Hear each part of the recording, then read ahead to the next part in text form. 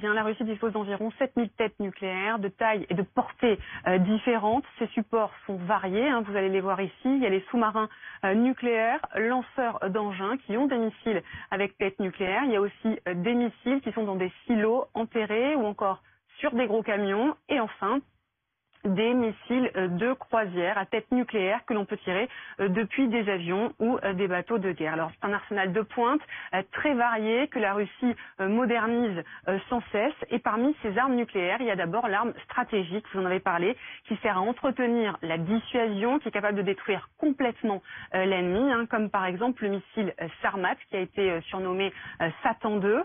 La Russie a d'ailleurs fait un tir d'essai au mois de mars. C'est une arme très longue portée qui peut dépasser les 10 000 kilomètres. C'est le plus gros missile nucléaire jamais conçu qui peut contenir jusqu'à 12 têtes nucléaires. Il peut frapper la plupart des pays du globe et il est capable de détruire, de complètement raser un pays de la taille de la France. Ensuite, d'après la Fédération des scientifiques américains, il y a également 2000 ogives nucléaires qui sont dévolues à ce qu'on appelle le nucléaire tactique, par opposition au nucléaire stratégique. Hein. Ce sont des armes utilisées sur le champ de bataille, justement dans un souci tactique pour gagner une bataille, comme par exemple pour détruire une colonne de chars ou encore pour percer des défenses.